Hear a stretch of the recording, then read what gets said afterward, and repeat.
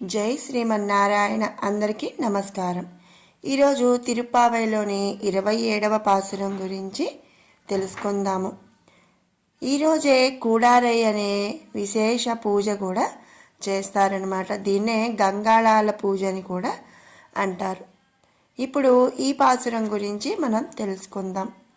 கூடாரை வெல்லும் சீர் கோவிந்தா உந்தன்னை பாடி பறை கொண்டு யாம் பெரு சம்மானம் நாடு புகழும் பரிசினால் நன்றாக சூடகமே தோல்வலையே தோடே செவிப்பூவே பாடகமே என்றனைய பல்கலனும் யாமணிவோம் ஆடையுடுப்போம் அதன் பெண்ணே பால் சோறு மூடனை பெய்து முருங்கை வைவாரா కూడియురుందు కులిరిందేలో రెంబావాయ్ ఆలిన్ ఇలయ్యాయ్ వటపత్రసాయి అంటూ దేనినైనా ఎలాగైనా మార్చగల భగవంతుని అమోఘ శక్తిని పాడింది ఆ ఆండాలమ్మవారు. లోకం కోరకుండానే ప్రళయసాగరం నుండి కాపాడటానికి వటదాళసాయి అయ్యాడు స్వామి. కేవల కృపతో చేశాడా పని అన్నమాట. అదే తమకి ఆధారమన్నది.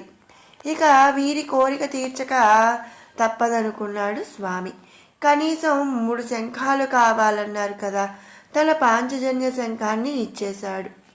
6వ పాసురంలో కోవెలలో ఊదే పిలుపు శంఖం ఒకటి ఉంది కదా, అది తెప్పించి ఇచ్చాడు ఆలోచించి. పశువులు దూరంగా పోతే పిలవడానికని తన చెంగులో ధరించే కొమ్ము బూర ఒకటి ఉంది, అది ఇచ్చాడు స్వామి. ఇవే వీరు కోరేవి. అతని సంబంధం ఉంటే చాలు. మరి ఇక పరై అడిగారు కదా. నేను త్రివిక్రముడిగా భూమి కొలిచినప్పుడు ఆ విజయాన్ని చాటుతూ జాంబవంతుడు మ్రోగించిన ఒక ఢంకా ఇచ్చాడు. పెరుం పరై, పెద్దది కావాలన్నారు ఆండాలమ్మవారు గోపికలు. ఆ జాంబవంతుడే శ్రీరామ విజయాన్ని చాటుతూ రావణ వధ కాగానే మోగించిన పెద్ద బాజా ఒకటి ఉంది, అది తెప్పించి ఇచ్చాడు. చాలదు, చాలా పెద్ద పరే కదా మాకు కావాలి అని చెప్పి గోపికలు అడిగారట. ఇక ఆలోచించాడట ఆ స్వామి. నేను ఘట నృత్యం చేస్తూ నడుముకు కట్టుకు తిరిగి వాయించే బాజా ఒకటి ఉంది అంటూ దాన్ని తెప్పించాడు. వీళ్ళ కోరిక దాని గురించే కదా, కాబట్టిగా పుచ్చుకున్నారనమాట. అవి ఆ డంకా తీసుకున్నారు. కేవలము భక్తగోష్ఠికే మంగళం పాడే శటగోపులని పంపాడు. దీపానికి పురుషకారభూతురాలు అయిన అమ్మను కూడా పంపాడు. ఆమెయే కదా శ్రీరంగ హర్మ్యతల మంగళ దీపరేఖ, తైలం అక్కర్లేని తిరుగాడే దీపం. జెండాకు గరుడిని పంపాడు. చాందిని కింద ఆదిశేషుణ్ణి వెళ్ళమన్నాడు. ఇక పుట్టగానే యమున దాటేటప్పుడు ఆయనే కదా మరి స్వామివారికి పడగలతో కాపాడినది.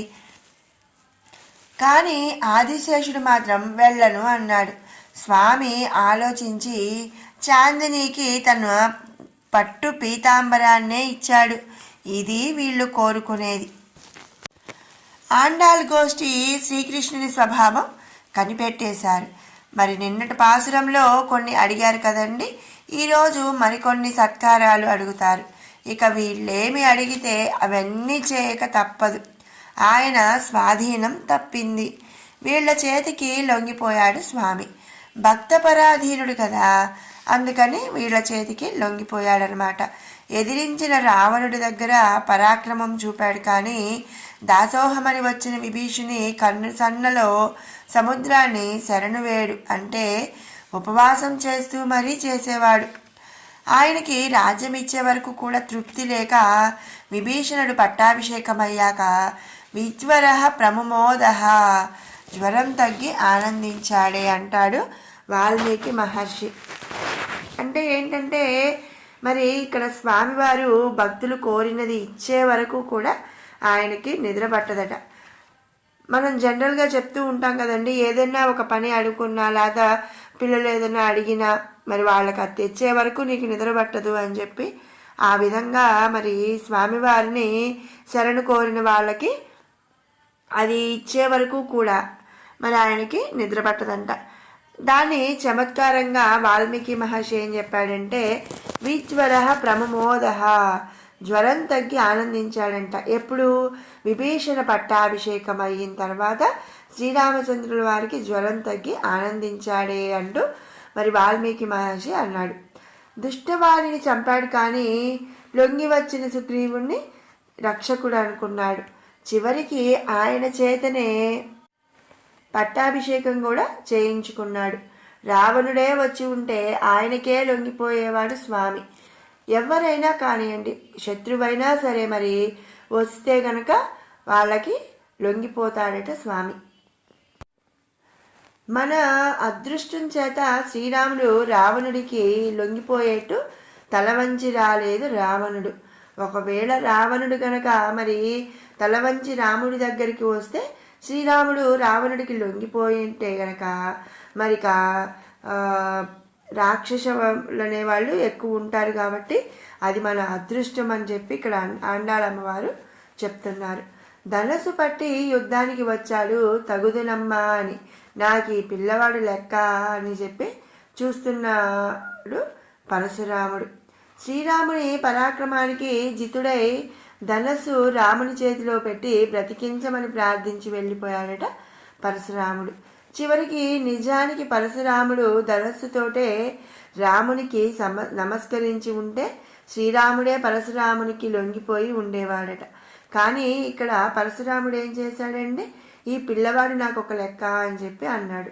దానితో శ్రీరాముడు పరశురాముడి మరి పరాక్రమాన్ని కూడా తగ్గించేసి ఈయనకి నమస్కరించేటట్లుగా చేసుకున్నాడు. ఈనాడు ఆండాళ్ అతని సౌలభ్య కళ్యాణ గుణాలను పాడి సాయుధ్య మోక్షాన్ని అర్థిస్తుంది.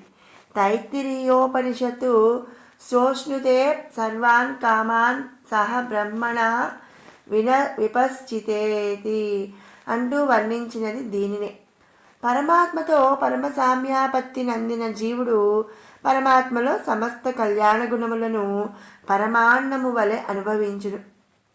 ఎట్లా అంటే శ్రీమద్ భాగవతంలో శ్రీకృష్ణుడు గోపికలతో చల్లులారగించినట్లు. చల్లులంటే చద్ది అన్నం అన్నమాట.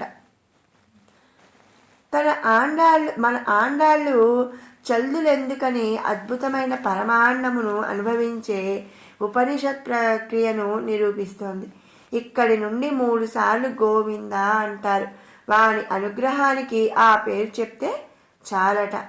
కాబట్టి ఈరోజు మరి వైష్ణవాలయాల్లో కూడా ఏం చేస్తారంటే, ఈ కూడారే రోజు స్వామివారికి గంగాళ చిన్న చిన్న గిన్నెల్లో పరమాన్నమును, పాలు పొంగి పొరలేటట్లుగా పరమాన్నముని తయారు చేసి స్వామివారికి నైవేద్యంగా సమర్పిస్తారట.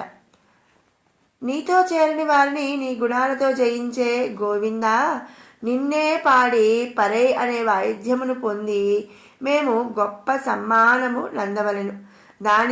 దానిని లోకమంతా బాగుబాగని కీర్తించాలి. అందులకు అవసరమైన కంకణములు, భుజకీర్తులు, కర్ణాభరణములు, కర్ణపుష్పములు, పాదాభరణములు ఇంకా ఏవో మాకంత బాగా తెలియవు, కానీ అవన్నీ మరి నీకు తెలిసిన ఆభరణాలన్నీ కూడా నీవు అమ్మతో కలిసి అలంకరిస్తే మేం ధరించాలి అని చెప్పి ఆండాళమ్మవారు ఇక్కడ చెప్తున్నారు. నిన్నటి పాసురంలో కొన్ని అడిగారు, ఈరోజు పాసురంలో ఇలా మరి కొన్ని అడుగుతున్నారనమాట. ఎందుకు ఇవన్నీ అడుగుతున్నారండి? సమ్మానము పొందాలి. ఆ సమ్మానం ఎందుకు? మరి స్వామివారి గుణాలనే జయించే గోవింద, మరి ఆయన్నే స్వామివారినే జయించి మరి ఆయన గురించి పాడి పరై అనే వాయిద్యాన్ని మరి చివరగా పొందారు. కాబట్టి మరి అంత గొప్ప పని, అంత విజయం సాధించినట్టే కదండి వాయిద్యాన్ని పొందారు అంటే. కాబట్టి మరి మేము సమ్మానం చేపించుకోవాలి. ఆ సమ్మానం లోకమంతా బాగుబాగని కీర్తించాలి. దానికోసం మరి అందంగా తయారవ్వాలి. కాబట్టి మరి కంకణములు అంటే చేతికి వేసుకునే కంకణాలు, భుజకీర్తులు, కర్ణాభరణాలు, కర్ణం అంటే చెవులకు ధరించేవి, మరి కర్ణపుష్పములు, పాదాలకు ధరించే ఆభరణాలు, మరి అన్నీ వాటి పేర్లు అయితే మాకు తెలియవయ్యా. ఉన్న ఆభరణాలన్నీ కూడా మరి అమ్మతో కలిసి అలంకరిస్తే మేము ధరించాలి అని చెప్పి అంటున్నారు. నీవు అనుగ్రహించిన నూతన వస్త్రములు కూడా ధరిస్తాం, అంటే కొత్త బట్టలు కూడా వేసుకుంటాం. ఆపై పరమాన్నమును ఆరగించాలి. ఆకలి తీరడానికనేమి కాదనమాట, నీతో కలిసి మేమంతా ఆరగించాలి. అంటే ఏంటంటే ఇప్పుడు మనం ఎక్కడికైనా వెళ్ళామనుకోండి, ఆల్రెడీ తినొచ్చాం, మాకేం ఆకలి వేయట్లేదు, కాకపోతే వాళ్ళకి కంపెనీ ఇవ్వటానికి, లేదు అంత గొప్ప వాళ్ళతో కలిసి తింటే మనకి కొంచెం గొప్పగా ఉంటుంది కదా అన్నట్లుగా మరి ఆయనతో స్వామివారితో కలిసి ఆరగించాలి అనే ఉద్దేశంతో మేము కూడా మరి పరమాన్నాన్ని ఆరగిస్తాం. అంతేగాని మాకేమీ ఆకలి తీరడానికేమీ కాదు. అది నేతిలో మునిగి ఉండాలి. ఇక్కడ చూడండి, ఆ పరమాన్నం కూడా ఎలా ఉండాలి అనేది ఈ ఆండాళమ్మవారు ఈ పాసురంలో చెప్తున్నారనమాట. ఆ పరమాన్నం ఎలా ఉండాలి అంటే నేతిలో మునిగి ఉండాలి. అందరూ కలిసి ఆరగిస్తూ ఉంటే మోచేతి గుండా స్రవిస్తూ ఉండేటంత భోగ్యంగా రుచిగా ఉండాలన్నమాట. కలిసి అనుభవించిన ఆ ప్రసాదము వల్ల మాలోని ఇంతకాలపు తాపములన్నీ కూడా తొలగి అందరి మనసులు కూడా చల్లబడాలి, మళ్ళీ ఎడబాటు కలుగునట్లు చేరాలి. నోరారా పాడాలి, చేతులారా సేవించాలి, మనసుతో ఆనందించాలి అని చెప్పి ఆ తల్లి చెప్తుందనమాట. ఆ అన్నమే జీవులు. ఉపనిషద్ గోవులు అందించే పాలే భగవంతుని దివ్య కళ్యాణ గుణాలు. దానిలో వీరు పూర్తిగా కలిసిపోవాలి, విడదీయలేనంతగా అన్నమాట. అది ప్రీతి వల్ల కలుగును. ఆ ప్రీతియే తీపి అని చెప్పి ఇక్కడ మనం తెలుస్తుంది. పాలంతా కలిసినట్లే నెయ్యే స్నేహము, ప్రీతి నిండిన ఆ స్నేహమే అధికంగా ఉండి దానివల్ల చేసే కైంకర్యములు మోచేతి గుండా కారునట్లు అందరికీ దర్శనీయం కావాలి. గుణ విశిష్టుడైన భగవానుడికి వీరు సేవలు అందించాలి. పరమాన్నము వలె కైంకర్య రుచి నిండిన జీవులను తన ఆనందానికే పరమాత్మ అనుభవించాలి. పరమాన్నమును అనుభవించు ఫలభోక్త స్వామియే కావాలి అంటారు ఆండాళమ్మవారు. భగవంతుని అతిగా ప్రేమించి కొందరు దూరంగా ఉంటారు, ద్వేషించి కొందరు, ఉదాసీనులై కొందరు దూరం అవుతూ ఉంటారు. అతి ప్రేమ వల్ల ఆళ్వార్లు స్వామికి ఎక్కడ తమ దోషాలు అంటుతాయోనని దూరము కాబోయారు. గోపికలు నాకు ఇష్టమైన వెన్న దాచి ఎంతో దోషం చేశారో, మీరు దూరమైతే అదే దోషం సుమా అంటూ తన సౌశీల్యాది గుణాలు చూపి దగ్గరకు చేర్చుకున్నాడు ఆ శ్రీకృష్ణ పరమాత్మ. ద్వేషించిన దుర్యోధన రావణాదులను తన శౌర్య పరాక్రమాదులతో మెప్పించి జయించాడు. ఉదాసీనులుగా ఉన్నవారిని తన సౌందర్యాదుల చేత అర్చామూర్తిగా ఉన్నప్పుడు అలంకరములు, విద్యుత్సవాలు మరి మొదలగు వాటి చేత ఆకర్షించి జయిస్తాడనమాట. భగవంతుని గొప్ప గుణాలు అజ్ఞానులను సర్వజ్ఞులుగా మారుస్తాయట. సర్వజ్ఞులు మూర్ఛిల్ల చేస్తారు.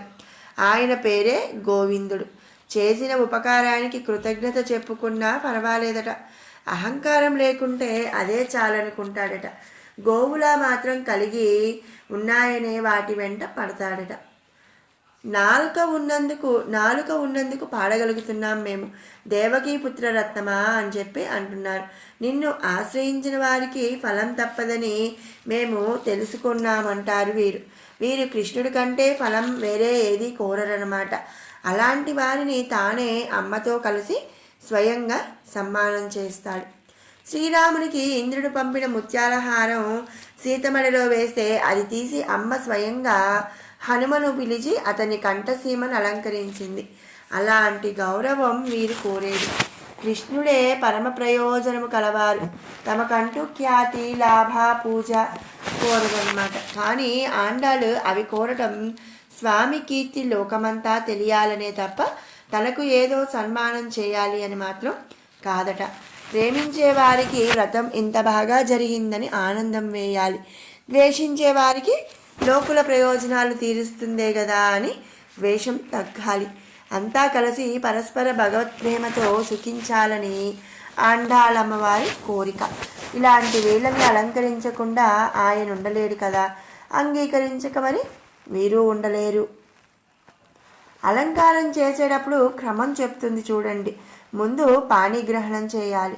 భుజములు పట్టుకొని దరి చేర్చుకొనునాపుల భుజములు అలంకృతమవుతాయి. రాగాభివృద్ధికై ప్రణయ కళలో పాదం స్పృశిస్తే పాదం అలంకృతమవుతుంది. వానికే సర్వాత్మన చెంది ఉన్నప్పుడే దేహమున వస్త్రమే నూతనమై శోభిల్లుతుంది. అప్పుడు అనుభవించేది పరమాన్నం అన్నమాట. ముముక్షుడు తరించేటప్పుడు ఆచార్యాశ్రయనలో దీక్ష కట్టి భుజముపై స్వామి చిహ్నములు ధరించి సదాచరణ పాదాభరణము గల దాల్చి ఆ చేసే కైంకర్యముతో భగవత్ సాయుధ్య దివ్యానుభవం కలుగుననే ఉపనిషద్రహస్యాన్ని ఆండాళ్ళు ఈనాటి సమ్మానం ద్వారా అతి సుందరంగా పాడింది. ఆభరణములు ధరించము అంటే పెట్టడు కానీ ప్రతిమాలుతాడు. ప్రణయ కదా, ధరిస్తామంటే చాలు ప్రీతితో అన్నీ అనుగ్రహిస్తాడని చెప్పింది ఆ ఆండాళమ్మవారు. మరి విన్నారు కదండి ఈరోజు 27వ పాసురంలోని మరి పూర్తి వివరణ. మీకు ఈ వీడియో నచ్చినట్టయితే లైక్ చేయండి, షేర్ చేయండి. అలాగే మరిన్ని అప్డేట్స్ కోసం మన ఛానల్ని సబ్స్క్రైబ్ చేసుకోండి.